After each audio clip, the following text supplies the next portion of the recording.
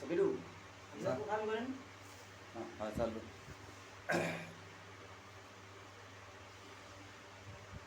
সমস্ত প্রশংসা ও তারিফ মহান আল্লাহ পাকের জন্য।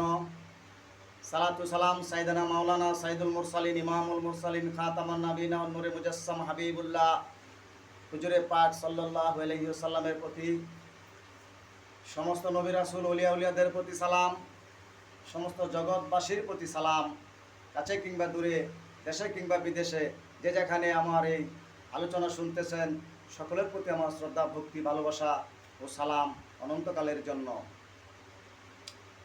আজকে আলোচনা করব পবিত্র কোরআনুল কারীমের সূরাতুল বাকারার ৭২ এবং ৭৩ নং আয়াতের শব্দগত অর্থ এবং হাকিকি ভাবার্থ। আউযু বিল্লাহি মিনাশ শাইতানির রাজীম। বিসমিল্লাহির রহমানির রহিম। وإذ قتلتم نفسا فادارأتم فيها والله مخرج ما كنتم تكتمون فقلنا اضربوه ببعضها كذلك يحيي الله الموتى ويريكم آياته لعلكم تعقلون وإذ قتلتم نفسا فادارأتم فيها। এটার প্রচলিত যে তাফসীর করা হয়েছে, বর্তমানে যেটা বাজারে চলছে, মুসলিম উম্মার মধ্যে যেটা চলছে, সে তাফসীরটাকে আমরা শব্দগত অর্থের তাফসীর বলতেছি। আমরা শব্দগত অর্থের তাফসীরটা আগে বলবো, তারপরে আমরা আমাদের এই মরমীবাদের হাকিকি তাফসীরের শব্দ অর্থ বলবো, তারপরে আমরা আত্মতত্ত্বে দেহতত্ত্বে চলে যাব। ওই যে কাতালতুম নাফসান ফাদারাতুম ফিহা, আর যখন তোমরা একটি নফসকে কতল করো এবং একে অন্যকে দোষারোপ করো, আল্লাহু মুখরিজুম মা কুনতুম তাকতুমুন, আর আল্লাহ বাহির করেন যা তোমরা গোপন করো। এটা প্রচলিত তাফসীর। এই তাফসীর ওই সারা দুনিয়ার ওয়াজবাজ যারা করতেছে, কোরআনবাজ সার্কাস যারা করতেছে, তারা এই প্রচলিত তাফসীর নিয়েই মাতামাতি করতেছে। তো পরের আয়াতে বলা হয়েছে ফাকুলনা দুরিবুহু বিবাদিহা কাযালিকা ইউহিল্লাহুল মাউতা ওয়া ইউরিকুম আয়াতিহি লাআল্লাকুম তাকিলুন। আমি বললাম এর একাংশ দ্বারা আঘাত করো, আর এইভাবেই আল্লাহ মৃত্যুকে জীবিত করেন যেন তোমরা, এবং তাহার নিদর্শন তোমাদের দেখায় দেন যেন তোমরা বুদ্ধি খাটাইতে পারো বা আকল তোমাদের হয়।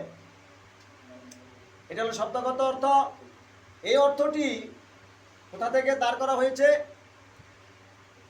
এই বনী ইসরাইলের যে আদিল নামক ব্যক্তি, তার ভাতিজার হাতে খুন হয়েছে পরমা সুন্দরী কন্যাকে বিবাহ করার জন্য, সেই কিচ্ছা উপাখ্যান রূপকথা পৌরাণিক কাহিনীটার কে ফুটিয়ে তোলার জন্য এখানে এই শব্দগুলোকে শাব্দিক অর্থে নিয়ে ওইখানে লাগিয়ে দেওয়া হয়েছে যে তোমরা যখন এক ব্যক্তিকে হত্যা করো আর একে অন্যকে দোষারোপ করো, আর আল্লাহ বাহির করেন যা তোমরা গোপন করো, আর আমি এইভাবেই মৃত্যুকে জীবিত করি যেন তোমাদেরকে নিদর্শন দেখাই। মূলত এই শব্দগত অর্থটা যে পৃথিবীর মানুষের কোনো কল্যাণ আসে না তা তো আমরা দেখতেই পাচ্ছি, কোনো মঙ্গল যে আসে না তা তো আমরা দেখতেই পাচ্ছি। তারপরেও যেহেতু আমাদের দেশের বা সারা পৃথিবীর আলেম ওলামারা এই শব্দগত অর্থ বা এই প্রচলিত কিচ্ছা কাহিনী দিয়েই কোরআনের এই প্রসার করতেছেন, মারহাবা করতেছেন। তা আমরা এই জন্য এই কিচ্ছা কাহিনীটা এবং এই রূপকথাটা এবং এটার অর্থটা আমরা বলে দিলাম যাতে দর্শক বুঝতে পারে। এবার আমরা হাকিকি অর্থে চলে যাই। ওয়াইজ কাতালতুম নাফসান ফাদারাতুম ফিহা আল্লাহু মুখরিজুম মা কুনতুম তাকতুমুন।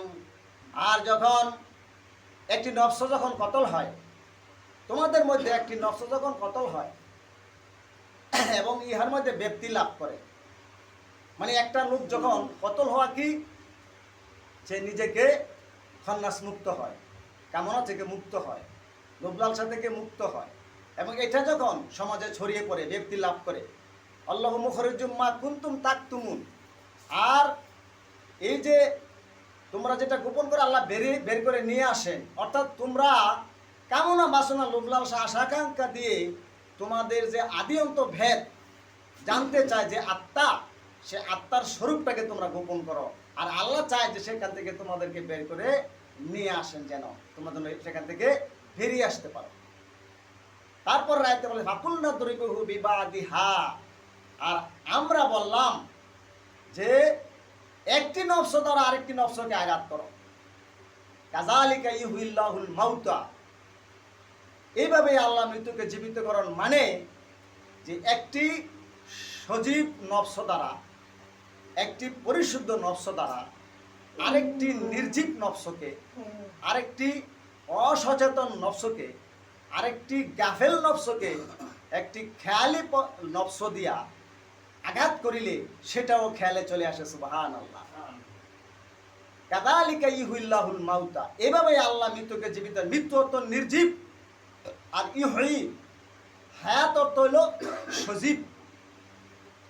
ওয়ায়ুরিকুম আয়াতিহি লাআল্লাকুম তাকিলুন, এবং তিনি তোমাদেরকে তাহার আয়াত বা নিদর্শন দেখায় থাকেন, যেন তোমরা বুদ্ধি খাটাইয়া বুদ্ধ হইতে পারো, বা সচেতন হইতে পারো, বা তোমরা সজীব হইতে পারো, জ্ঞানবান হইতে পারো, আত্মতত্ত্ব দেহতত্ত্ব জেনে তোমরা পৃথিবীর কল্যাণে তোমরা লাগতে পারো। বিষয়টা হলো এরকম। এবার আমরা এই অর্থে তাফসীরে চলে যাই। এবার একটি নফস যখন লা বা নায়ের অনুশীলন দ্বারা, লা কি, যে আমার মধ্যে কোনো কামনা নাই, বাসনা নাই, লোভ নাই, লালসা নাই, আশা নাই, আকাঙ্ক্ষা নাই, আমি আল্লাহর মধ্যে পানা হতে চাই, রাসূলের মধ্যে পানা হতে চাই, এই অনুশীলন দ্বারা, লায়ের অনুশীলন দ্বারা, নায়ের অনুশীলন দ্বারা কেউ যখন পূর্ণতা প্রাপ্ত হয়, পূর্ণ মাকাম অর্জন করে, তখন সেটাকে আমরা কতলকৃত নফস বলিয়া থাকি। আর এই কতলকৃত নফসটি নিজের জীবনে, নিজের দেহের ভিতরে তার যে আত্মাটি থাকে, সেখানে সে খুব আনন্দে থাকে, খুব আনন্দে থাকে, তার দেহ মন ভালো থাকে, তার শরীর ভালো থাকে, সব ভালো থাকে, তার চারপাশের পরিস্থিতি, সে যেখানে যায় সে জায়গাটাই আনন্দময় হয়ে ওঠে, এই কতলকৃত নফসটি যেখানে যায়। তো এটাকে বলা হয়েছে ব্যক্তি লাভ করা। আল্লাহু মুখরিজুম মা কুনতুম তাকতুমুন, আর আল্লাহ যখন একটি নফস কতল হয়, তখন তাকে আল্লাহ পাক নিজেই তাকে অজ্ঞানতার অন্ধকার থেকে বের করে জ্ঞানের দিকে নিয়ে আসেন, জ্ঞানের দিকে নিয়ে আসেন, তাকে আল্লাহ ভালোবাসা দিয়ে। ফাকুলনা দরিবু বিবাদিহা, সুতরাং উচ্চতম পরিষদের আদেশ হইল, হে ইনসান, তোমরা একটি পরিশুদ্ধ নফস দ্বারা আরেকটি পরিশুদ্ধ নফসকে আঘাত করো। মানবকে মহামানবে পরিণত করার একটি চিরন্তন প্রক্রিয়া। এই প্রক্রিয়া ছাড়া কোনোদিন মানুষ মহামানবে পরিণত হতে পারবে না, কোনোদিন পারবে না। ফাকুলনা দরিবু বিবাদিহা কাযালিকা ইউহিল্লাহুল মাউতা, একটি পরিশুদ্ধ নফসের কাছে না এসে একটি খন্নাসযুক্ত নফস কোনোদিন পরিশুদ্ধ হতে পারবে না। বিষয় বিবর্জিত পরিশুদ্ধ মন, এমন একটাই অবস্থা তোমার দাঁড়াবে যখন, ওরে সেদিন হবে সবে কদর রে মন। যেদিন একটি পরিশুদ্ধ নফসের কাছে আপনি আসবেন বা যাবেন, তাহলে আপনার নফস কি হবে? পরিশুদ্ধ হবে। তা লালন সাহেব একটা কালামের মধ্যে বলেছিলেন, আদমে আহমদ রে ভাই, মানুষ লীলা করে যে সাই। আদমে আহমদ রে ভাই, মানুষ লীলা করে যে সাই। লালন বলে কবে রে যাই, লালন বলে কবে রে যাই, ওই চরণ তলে আদমে হাম্মদেশে নবী নাম সে জানালে। তাহলে এই যে কথাটা, এটা একটা গুরুত্বপূর্ণ কথা। আরেকটি কথা আমাদের লালন সাহেব বলেছিলেন, মানুষ বুঝলে সোনার মানুষ হবি, মানুষ বুঝলে সোনার মানুষ হবি। মানুষ বুঝলে কি হবে? মানুষ হবি। সোনার মানুষ হবি। মানুষ বোঝা ছাড়া সোনার মানুষ হওয়া সম্ভব না। মানুষে মানুষ গাধা, দেখতে যেমন আলেক লতা। মানুষে মানুষ গাধা, দেখতে যেমন আলেক লতা। জেনে শুনে ঘুরাও মাথা, জেনে শুনে ঘুরাও মাথা, জানতে পারবি মানুষ বুঝলে সোনার মানুষ হবি। মানুষ বুঝলে সোনার মানুষ হবি।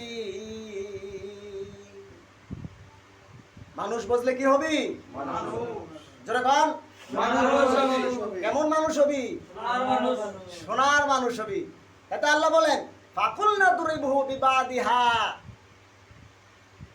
একটি পরিশুদ্ধ নফস দ্বারা আরেকটি পরিশুদ্ধ নফসকে ফায়েজ দাও, আঘাত করো। কাযালিকা ইউহিল্লাহুল মাউতা। এভাবেই আল্লাহ মৃতকে জীবিত করেন। মানে কি? গরুর গোস্ত দিয়া, গরুর চামড়া দিয়া মানুষের বাড়ি দিলে মানুষ জীবিত হয়। আল্লাহ কি এইভাবে মানুষের জীবিত করে? এটাই তাফসীরে লেখা দিয়ে দিছে, উপাখ্যান পৌরাণিক কাহিনী বানাই দিয়ে দিছে। মৃত্যু তো নির্জীব, বেখেয়াল, অসচেতন, অর্থ বোকা। আর হায়াত অর্থ সঞ্জীব, মানে সঞ্জীবনী শক্তি, ভাইটাল ফোর্স। যার ভিতরে ভাইটাল ফোর্স আছে, সঞ্জীবনী শক্তি আছে, সে জীবিত। যার জ্ঞানে সে বুদ্ধি খাটাইয়া বুদ্ধ হয়েছে, সে জীবিত। কাযালিকা ইউহিল্লাহুল মাউতা। এভাবে আল্লাহ নির্জীবকে সজীব করেন, বেখেয়ালকে খেয়ালে আনেন, অসচেতনকে সচেতন করেন। ওয়া ইউরিকুম আয়াতিহি লাআল্লাকুম তাআকিলুন।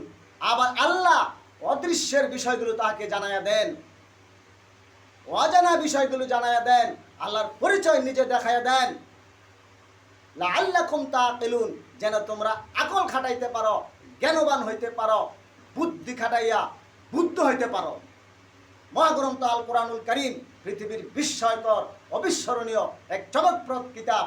কিন্তু আমরা সেটা উমাইয়া আব্বাসীয় রাজবংশের চাপে পড়ে, এই বেতনখোর মোল্লা মৌলবী এবং বিভিন্ন ধরনের ধর্ম ব্যবসায়ীদের খপ্পরে পড়ে, এই চাপাবাস, ওয়াজবাস, কোরআনবাস, সার্কাসীদের খপ্পরে পড়ে আমরা কোরআনের মূল দর্শনকে হারিয়ে আজ আমরা উপাখ্যান, পৌরাণিক কাহিনী, গল্প, উপন্যাস, এগুলো কোরআনের মূল দর্শনকে চাপা দিয়ে এই কোরআনের মধ্যে আয়াতের মধ্যে শব্দগত অর্থ দিয়ে এগুলির মধ্যে লাগিয়ে দিয়ে একটা পেস লাগাই দিয়ে ফেতনা বাজাইয়ে দিয়ে এই মানুষে মারামারি, হানাহানি, কাটাকাটি আর বিভিন্ন ধরনের এই ঝামেলা বাজাই দেওয়া হয়েছে।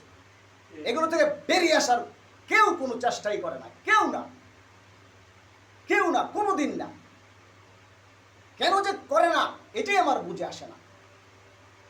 আরে মিয়া, সত্য প্রকাশ করো, রিক্সা চালায় খাও, অটো চালায় খাও, ক্ষুদ্র ব্যবসা করে খাও, ধর্ম ব্যবসা বাদ দাও, সত্য প্রকাশ করো, মানব জাতিকে কুলে উঠাও, মানব জাতিকে হানাহানি, কাটাকাটি, মারামারি, তাওহীদ শিক্ষা দিয়ে, একাত্মবাদ শিক্ষা দিয়ে, ওয়াহাদাতুল ওজুদ শিক্ষা দিয়ে সমস্ত সৃষ্টির প্রতি ভালোবাসা প্রদর্শন করো।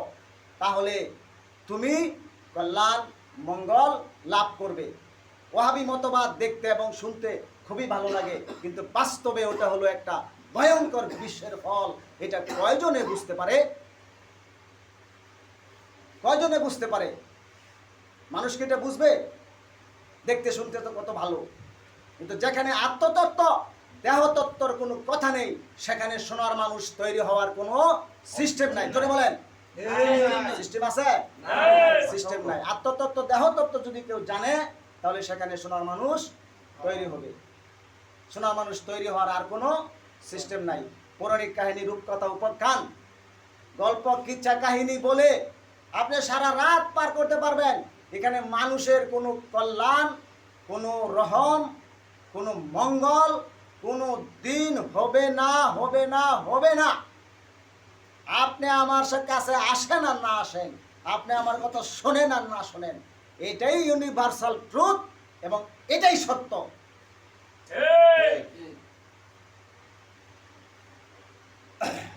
সকলে দীর্ঘায়ু, সুস্বাস্থ্য এবং রুজি রোজগারের বরকত কামনা করে আমি এখানে রাখলাম।